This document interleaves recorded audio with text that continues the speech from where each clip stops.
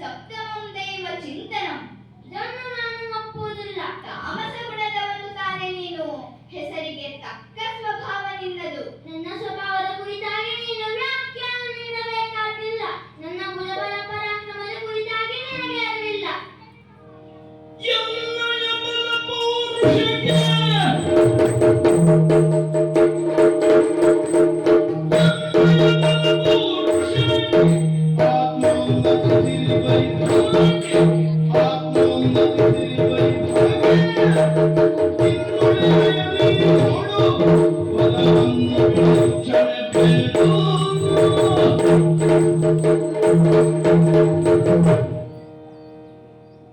ಅಯ್ಯ ದೇವೇಂದ್ರ, ತಮಾಸುರ, ನೀವುಗಳು ಮಾನಸಿಕ ಬಲವನ್ನು ಭೌತಿಕ ಬಲವನ್ನು ಹೆಚ್ಚಿಸಿಕೊಳ್ಳುವುದನ್ನೇ ಆತ್ಮೋನ್ನತಿ ಎಂದು ತಿಳಿದಿದ್ದೀರಿ.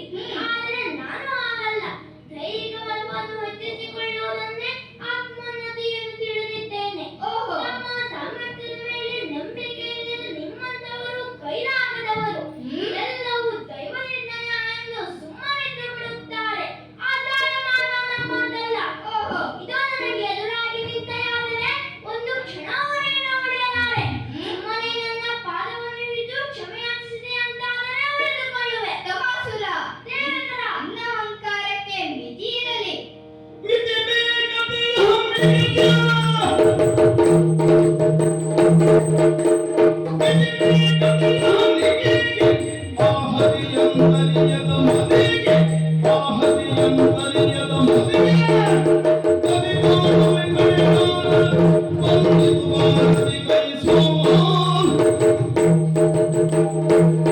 ಅಯ್ಯ ತಮಾಸುರ, ದೇವೇಂದ್ರ, ವಾಸ್ತವ ಏನು ಎಂಬುದನ್ನು ಅರಿಯದವನು ಕಡು ಮೂರ್ಖನು. ಪ್ರತಿಯೊಬ್ಬ ವ್ಯಕ್ತಿಗೂ ನಾನು ಎನ್ನುವ ಅಹಮ್ಮು ನಾವು ನಮ್ಮನ್ನು ಸ್ಥಾಪಿಸಿಕೊಳ್ಳುವಲ್ಲಿ ಮಾತ್ರ ಇರಬೇಕು. ಇನ್ನೊಬ್ಬರ ಅಸ್ತಿತ್ವವನ್ನು ಪ್ರಶ್ನಿಸುವ ಮಟ್ಟಕ್ಕೆ ಅದು ಇಳಿಯಕೂಡದು. ನಿನ್ನಲ್ಲಿ ಭುಜಬಲ ಪರಾಕ್ರಮ ಉಂಟು ಎನ್ನುವ ಸೊಕ್ಕಿನಿಂದ ಈ ಸ್ವರ್ಗಲೋಕವನ್ನು ಆಕ್ರಮಿಸಬಹುದು ಎಂದು ತಿಳಿದು ಉದ್ದಟತನದಿಂದ ಮುಂದುವರಿದರೆ ನಿನ್ನ ತಲೆಗೇರಿದ ಮದವನ್ನು ನಾನು ಇಳಿಸಲೇಬೇಕಾಗುತ್ತದೆ. ಮನವರುವುದು ನನಗಲ್ಲ, ನಿನಗೆ. ದೇವತೆಗಳ ಬೆಂಬಲವಿದೆ ಎನ್ನುವ ಮತ ನಿನಗೆ. ತಾನೊಬ್ಬ ಸತ್ಯಾಗ್ರಹವನ್ನ ಮಾಡಿ ಈ ಪೀಠವನ್ನ ಏರಿದೆ ಎನ್ನುವ ಮತ ನಿನಗೆ. ಮೂರ್ತಿಗಳ ಅಭಯ ಸ್ತಬ್ಧನ್ನ ಮೇಲಿದೆ ಎನ್ನುವ ಮತ ನಿನಗೆ. ಅದನ್ನ ಇಳಿಸಬೇಕು ಎನ್ನುವುದನ್ನು ನಾನು ಬಲ್ಲೆ. ಎದುರಾಗ ನೋಡೋಣ. ಸಿದ್ಧನಾಗು. ಹಣಜಿದರು ಬಹುಬಗೆಯಳಿರುವರು ಹಣಜಿದರು ಬಹುಬಗೆಯಳಿರುವರು ಕೊಳಗುಳವು ಕೈ ಮೀರೆ ಕೊಳಗುಳವು ಕೈ ಮೀರೆ ಅರಿಯುತ ಕುದಿಜವಂತೆಗೆ ದಿಟ್ಟದನು ಕೊಳಗುಳವು ಕೈ ಮೀರೆ ಅರಿಯುತ ಕುದಿಜವಂತೆಗೆ ದಿಟ್ಟ ತಾನು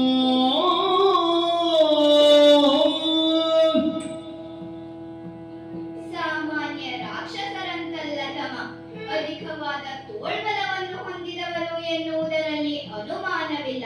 ಇದೇ ರೀತಿ ಯುದ್ಧ ಮುಂದುವರಿದು ಮುಗಿಯುವ ಲಕ್ಷಣವೇ ಕಾಣುತ್ತಾ ಇಲ್ಲ. ಹೀಗೆ ಬಿಟ್ಟರೆ ಈತ ಇನ್ನೇನೋ ಮಾಡಿಯಾನು. ಹಾಗಾಗಿ ತಡ ಮಾಡುವುದಿಲ್ಲ. ವಜ್ರಾಯುಧವನ್ನ ತೆಗೆದು ಬಾರಿಸುತ್ತೇನೆ, ನೋಡೋಣ. ಅಯ್ಯೋ, ಬಲು ಬಟನು ಬಲವಣಿಯೇ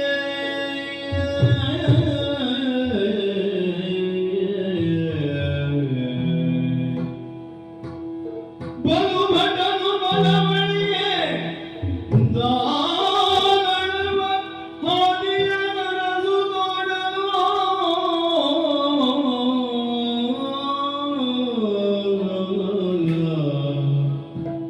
ದಾನವ ಉಳಿವ ಹಾದಿಯ ಅರಸು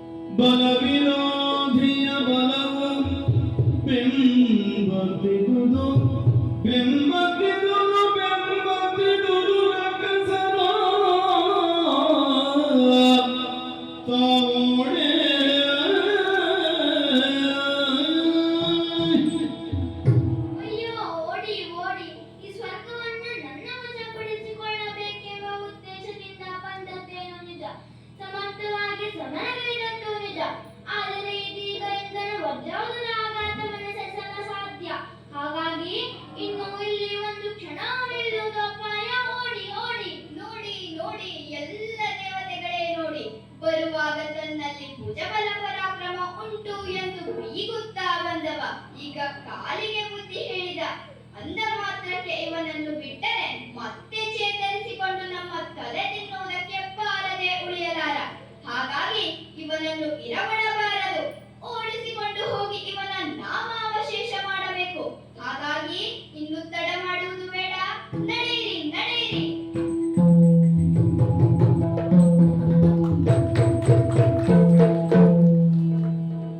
ಶಕ್ತಿ ಸಾಹಸದಿಂದ ಯುಕ್ತಿ ಯೋಜನೆಯಿಂದ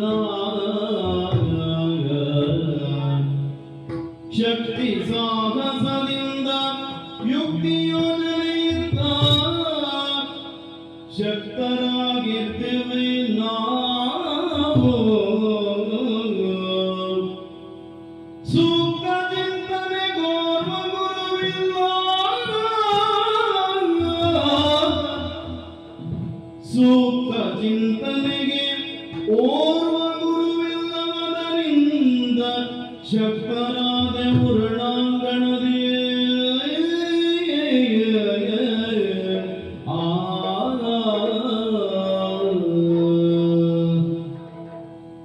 ಅಬ್ಬಾ, ಹೇಗೂ ಇದರಿಂದ ತಪ್ಪಿಸಿಕೊಂಡು ಬಲು ದೂರ ಬಂದಿದ್ದೇವೆ.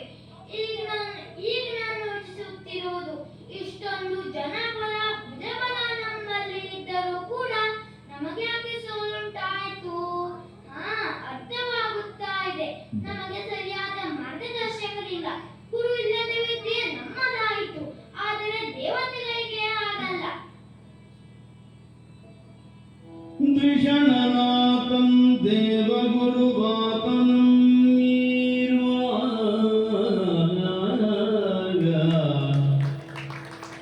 ದ್ವಿಷಣನಾಥಂ ದೇವಗುರುವಾತನಂ ನಿಶಿತಮತಿಯಾಶ್ರಯ ಪೊಂದಿ ಬಳಿಕ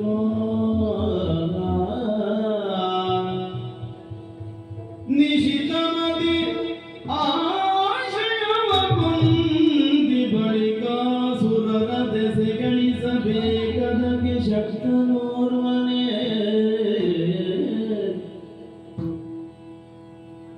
ಶಕ್ತನೋರ್ವನೇ ಮಹಾಮಂತ್ರಜ್ಞ ಭೃಗುಮುನೀಶ. ದೇವತೆಗಳಿಗಾದರೋ ತಪ್ಪಿದಾಗ ಸರಿಯಾದ ಪದ ತೋರಿಸಿಕೊಡುವ ದೇವಗುರು ದ್ವಿಷಣ ಅಂದರೆ ಬೃಹಸ್ಪತಿ ಇದ್ದಾನೆ. ಆದರೆ ನಮಗೆ ಗುರಿ ಉಂಟು, ಗುರು ಇಲ್ಲ. ಹಾಗಾಗಿ ನಾವು ಅತಿ ಶೀಘ್ರ ಸಮರ್ಥ ಗುರುವನ್ನು ಹೊಂದಬೇಕೆಂದು ಯೋಚಿಸುತ್ತಿರುವಾಗ ನೆನಪಿಗೆ ಬಂದದ್ದು ಇಲ್ಲೇ ಸಮೀಪದಲ್ಲಿರುವ ಭೃಗುಮುನೀಶ್ವರರು. ಅವರಲ್ಲಿ ಆಶ್ರಯವನ್ನ ಪಡೆಯಬೇಕು. ಹಾಗಾಗಿ ಸಮೀಪದಲ್ಲಿರುವ ನದಿಯಲ್ಲಿ ಮಿಂದು ರಕ್ತಸಿದ್ಧವಾದಂತಹ ದೇಹವನ್ನು ಶುಚಿಗೊಳಿಸಿಕೊಂಡು ಆಶ್ರಮದತ್ತ ಬಂದದ್ದಾಗಿದೆ. ಆದಷ್ಟು ಇಲ್ಲದ ವಿನಯವನ್ನು ಮುಖದಲ್ಲಿ ಬಿಂಬಿಸುತ್ತಾ ಆಶ್ರಯವನ್ನ ಕೋರುತ್ತೇನೆ. ಅಯ್ಯ, ರಕ್ಷಿಸಿ ರಕ್ಷಿಸಿ ರಕ್ಷಿಸಿ. ಆ ಸಮಯದಲ್ಲಿ ಕಾರ್ಯಾರ್ಥದಳಾಶ್ರಮಂ ಬಿಟ್ಟು ತೆರಳಿ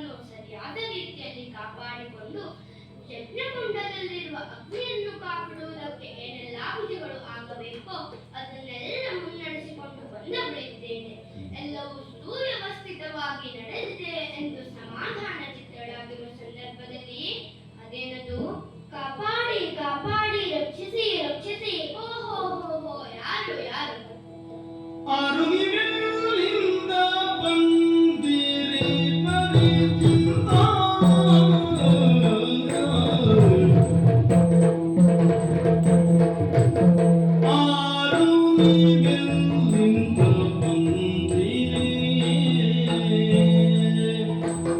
ಆರು ನೀವೆಲ್ಲಿಂದ ಬಂದಿರಿ ಪರಿಚಿತಗಾರಗೆ ಕಾರಣವು ಚಿಂತಕಾರಗೆ ಕಾರಣವು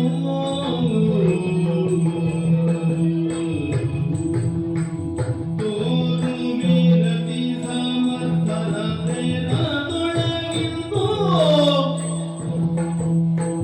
ತೋರು ವಿರತಿ ಸಮರ್ಥರ ಪ್ರೇರಣದೊಳಗಿಂದು ಕಾರುಗೆ ತಿರುವಿರೆಗೆ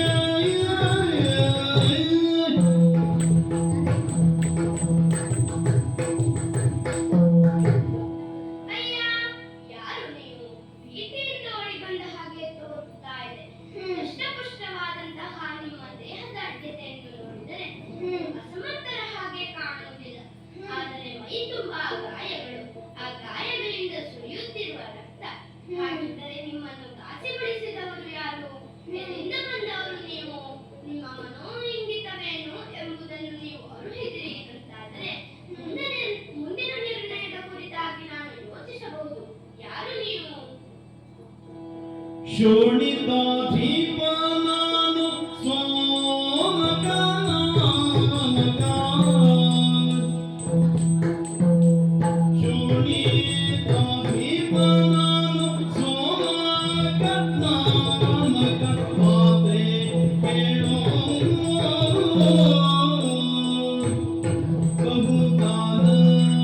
ಬಹುಕಾಲವರೊಡಗೂಡಿ ತಾಳಿಯ ನೀಡೆವೋ ಬಹುಕಾಲವರೊಡಗೂಡಿ ತಾಳಿಯ ನೀಡೆವೋ ಮಾತೆ ಕೇಳೋ ಅಮ್ಮ, ನನ್ನ ಪರಿಚಯ ನಿಮಗಿಲ್ಲ. ಶೋಣಿತಾಪುರದ ಅಧಿಪತಿ ನಾನು. ಸೋಮಕ ನಾಮಕನಾದ ನನ್ನನ್ನು ತಮ ಎಂಬುದಾಗಿಯೂ ಕರೆಯುತ್ತಾರೆ. ದೇವತೆಗಳಿಂದ ನಮಗಾದ ಅನ್ಯಾಯವನ್ನು ಪ್ರಶ್ನಿಸಲು ಹೋದಾಗ ದೇವೇಂದ್ರ ನಮ್ಮನ್ನು ಬೈದು ಕಳುಹಿಸಿದ. ಮಾತ್ರವಲ್ಲ, ನಮ್ಮನ್ನು ಕೊಲ್ಲುವುದಕ್ಕಾಗಿಯೂ ಬೆನ್ನಟ್ಟಿಕೊಂಡು ಬರುತ್ತಿದ್ದಾನೆ.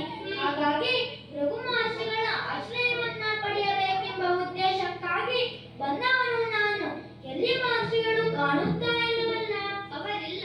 ಅಯ್ಯೋ, ಹಾಗಿದ್ದರೆ ನಮ್ಮ ಗತಿ ಏನಮ್ಮ? ನೀವೇ ಕರುಣೆ ತೋರಬೇಕು, ನಮ್ಮನ್ನ ರಕ್ಷಿಸಬೇಕು, ರಕ್ಷಿಸಬೇಕು. ಭೀತಿ ಬಿಡಿರೆ, ಭೀತಿ ಬಿಡಿರಿ. ಭೀತಿ ಬಿಡಿರಯ್ಯಾದು ಗೋದರೆ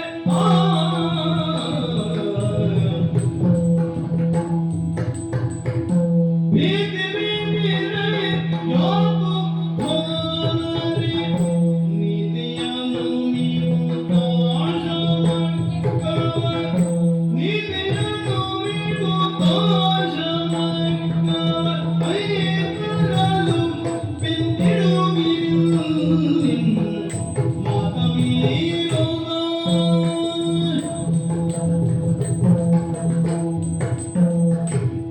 ಯಾತುದಾನರೇ, ಅಮ್ಮ, ಮಾಯಾವಿದ್ಯೆಯನ್ನು ಬಲ್ಲವರು ನೀವು. ಅಂತಹ ವಿದ್ಯೆಯನ್ನು ಮೀರಿದವರು ದೇವತೆಗಳು. ಯಾಕೆಂದರೆ ಅವರು ಅನಿಮಿಷರು. ಅವರು ಕಣ್ಣನ್ನು ಮುಚ್ಚುವುದೇ ಇಲ್ಲ. ಹಾಗಾಗಿ ನಿಮ್ಮ ತಂತ್ರಗಾರಿಕೆಯಲ್ಲಿ ದೇವತೆಗಳ ಮುಂದೆ ಕೆಲಸಕ್ಕೆ ಬಾರದು. ಅಂತೆಯೇ ಇಲ್ಲಿಯೂ ಕೂಡ ಅದು ಪ್ರಸ್ತುತ ಅಲ್ಲ.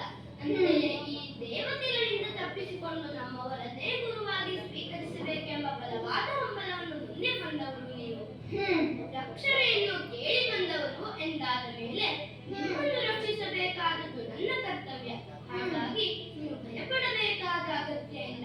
ನಿಶ್ಚಿಂತೆಯಿಂದ ಇಲ್ಲಿ ಆಶ್ರಮದ ರೀತಿ ನೀತಿಗಳಿಗೆ ಯಾವುದೇ ಧಕ್ಕೆ ಬಾರದ ರೀತಿಯಲ್ಲಿ ನಡೆದುಕೊಳ್ಳುವ ಬದ್ಧತೆಯನ್ನು ನೀವು ತೋರಬೇಕಾಗುತ್ತದೆ. ಇಲ್ಲಿನ ಸಾತ್ವಿಕ ಆಹಾರಕ್ಕೆ ನೀವು ಒಗ್ಗಿಕೊಳ್ಳಬೇಕು. ಇಲ್ಲಿನ ಶಾಂತತೆಗೆ, ಅಹಿಂಸೆಗೆ ಚ್ಯುತಿ ಬರದ ಹಾಗೆ ವರ್ತಿಸತಕ್ಕದ್ದು. ಇದಕ್ಕೆಲ್ಲ ನೀವು ಬದ್ಧರಾಗಿದ್ದರೆ ನಿಮ್ಮನ್ನು ರಕ್ಷಿಸುವ ಹೊಣೆಗಾರಿಕೆಗೆ ನಾನು ಬದ್ಧರಾಗಿರುತ್ತೇನೆ. ಆಗಬಹುದೇ? ಆಗಲಿ ತಾಯೇ, ಈಗ ನನಗೆ ಧೈರ್ಯ ಬಂತು. ಇಲ್ಲಿನ ಈ ಆಶ್ರಮ ಪರಿಸರಕ್ಕೆ ಹೊಂದಿಕೊಳ್ಳುವುದು ನಮಗೆ ಅನಿವಾರ್ಯ ತಾಯೇ. ಅಂತೆಯೇ ನಡೆದುಕೊಳ್ಳುತ್ತೇನೆ. ನಮ್ಮ ರಕ್ಷಣೆಯ ಭಾರ ನಿಮ್ಮದು ತಾಯೇ. ಆಗಲಿ ತಮಾಸುರ.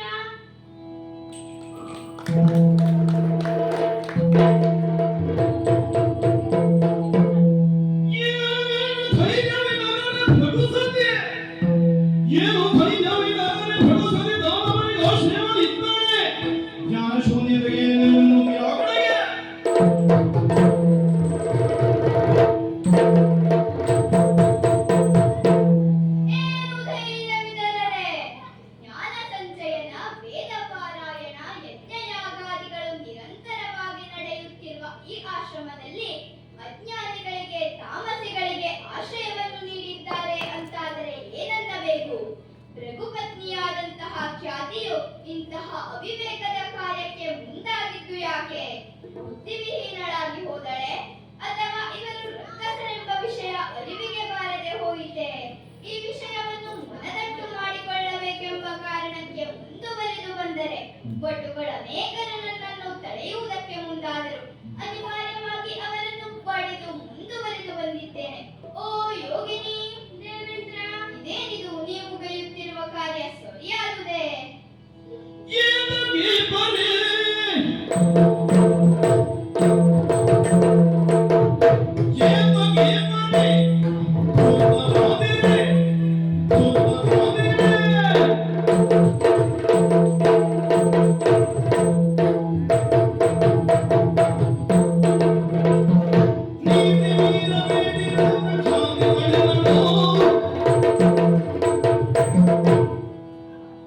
ಅಯ್ಯ ಸುರಪತಿ, ಇದ್ದಕ್ಕಿದ್ದ ಹಾಗೆ ಇಲ್ಲಿಯವರೆಗೆ ಬಂದವನು ನೀನು. ಆಶ್ರಮದಲ್ಲಿ ಮುನಿಗೋತ್ತಮರಿಲ್ಲ ಎಂದು ಅಟುಗಳು ಹೇಳಿದ ಮೇಲೂ ಅವರನ್ನು ಹಿಂಸಿಸಿ ಮುಂದುವರಿದು ಬಂದು ಆಶ್ರಮದಲ್ಲಿ ಆಶ್ರಯವನ್ನು ಪಡೆದಂತವರನ್ನು ಹುಡುಕಿ ಬಡಿಯುವುದಕ್ಕೆ ಮುಂದಾಗುತ್ತಾ ಇದ್ದೀಯ. ಇಂತಹ ದುಷ್ಟತನ ನಿನಗೆ ಶೋಭಿಸಲಾರದು. ಯೋಗಿನಿ, ಕೇವಲ ಭಟುಗಳು ಇಲ್ಲಿನ ಶಿಷ್ಯ ವರ್ಗದವರು ಇಲ್ಲಿ ನೆಲೆಸಿದ್ದರೆ ನಾನು ಇಂತಹ ವರ್ತನೆಯನ್ನು ತೋರಬೇಕಾದ ಅನಿವಾರ್ಯತೆ ಇರಲಿಲ್ಲ. ಆದರೆ ಇಲ್ಲಿ ಆಶ್ರಯ ಪಡೆದವ ನಾನು ಗೊತ್ತೇ.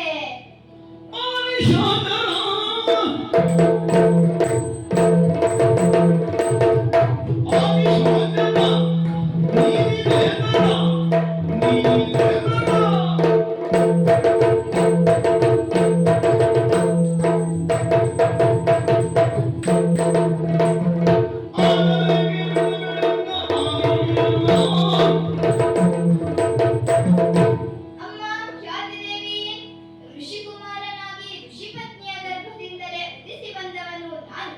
ಹಾಗಾಗಿ ಋಷಿ ಧರ್ಮವನ್ನು, ದೇವತಾ ಧರ್ಮವನ್ನು, ಹೆಚ್ಚೇಕೆ ರಾಕ್ಷಸ ಧರ್ಮವನ್ನು ಅರಿತವನೇ ಇದ್ದೇನೆ. ಪ್ರಮಾಸುರನಂತಹ ದುಷ್ಟ ಜಂತುಗಳು ಪ್ರಪಂಚದಲ್ಲಿ ಉಳಿದರೆ ಧಾರ್ಮಿಕತೆಗೂ ವೇದತ್ವಕ್ಕೂ ಷಟ್ಕರ್ಮಗಳಿಗೂ ಉಳಿಗಾಲ ಇರಲಾರದು. ಅಂತಹ ಕಪಟಿಗಳಿಗೆ ನೀವು ಆಶ್ರಯ ನೀಡಿದ್ದೀರಿ. ದೇವಲೋಕದ ಸಂಪತ್ತನ್ನು ದೋಚುವ ಉದ್ದೇಶದಿಂದ ಬಂದಂತಹ ಈ ನಿಶಾಚರರನ್ನು ಹೊರಬಿಡಬಾರದು ಎನ್ನುವ ಕಾರಣಕ್ಕೆ ಅವರನ್ನು ಮೂಲೋತ್ಪಾಟನೆಗೈಯುವುದಕ್ಕಾಗಿ ಬಂದವನು ನಾನು. ಅವರನ್ನು ನನ್ನ ವಶ ಮಾಡು. ದೇವೇಂದ್ರ, ನೀನನ್ನಂತೆ ಅವರನ್ನು ನಿನ್ನ ಕೈವಶ ಮಾಡುವುದಕ್ಕೆ ಸಾಧ್ಯವಿಲ್ಲ. ಯಾಕೆ ಗೊತ್ತೇ? ಶರಣು ಹೊಕ್ಕರು ಬಂದ ಶರಣು ಹೊಕ್ಕರು ದಳರೊದಿರೋ ದಳರೊದಿರೋ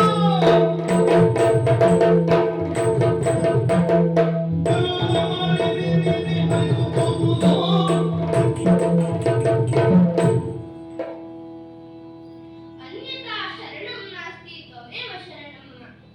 ತಸ್ಮಾತ್ ಕಾರುಣ್ಯ ಭಾವೇನ ರಕ್ಷಾ ರಕ್ಷಾ ಎಂಬ ಭಾವನೆಯಿಂದ ಬಂದು ನನ್ನ ಪದಮೂಲದಲ್ಲಿ ಕುಸಿದು ಕುಳಿತವರು ಅವರು. ಯತಿಪತಿಯು ಆಶ್ರಮದಲ್ಲಿ ಇಲ್ಲದೆ ಹೋದ ಈ ಕಾಲಕ್ಕೆ ಅವರು ಮರಳಿ ಬರುವವರೆಗೂ ನಿಮ್ಮನ್ನು ನಾನು ರಕ್ಷಿಸುತ್ತೇನೆ ಎಂಬುದಾಗಿ ಮಾತು ಕೊಟ್ಟಿದ್ದೇನೆ. ಓಹೋ, ಒಮ್ಮೆ ಮಾತು ಕೊಟ್ಟ ಮೇಲೆ ಅದೇ ರೀತಿ ನಡೆಯಬೇಕಾದದ್ದು ನೀತಿ ತಾನೇ. ಹಾಗಾಗಿ ನೀನು ಆಕ್ರಮಣದ ಭಾವನೆಯನ್ನು ತೊರೆದು ಹಿಂದಿರುಗುವುದೇ ನೀತಿ ಎಂದು ನಾನು ಭಾವಿಸುತ್ತೇನೆ. ಅಮ್ಮ,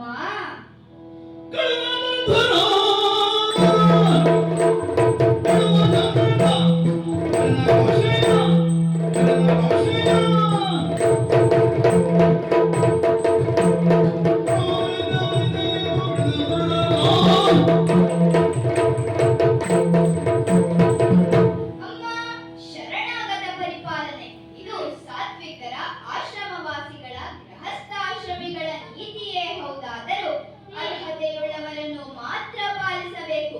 ಈಗ ಇಲ್ಲಿ ನೀವು ಆಶ್ರಯ ಕೊಟ್ಟದ್ದು ಕಡುಮಧಾಂಧರಿಗೆ.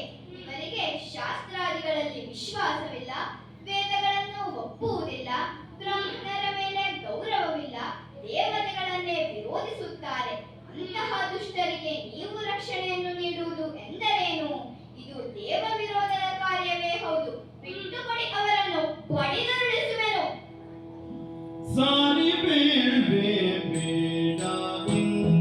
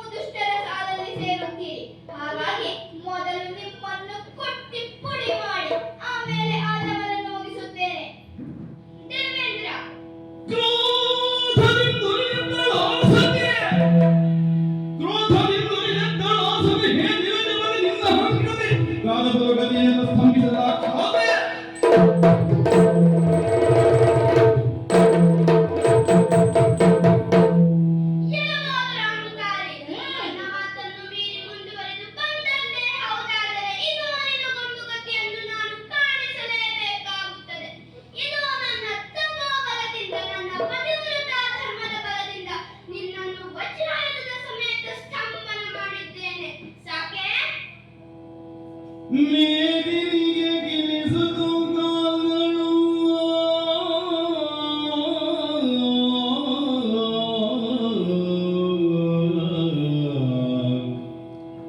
ಮೇದಿನಿಗೆ ಗಿಲಿಸಿತು ಕಾಲ್ಗಳು ಕೈದು ಕೈದಪ್ಪಿದುದು ಗೊಂಬೆಯೊಳಾತ ಮರಮಟ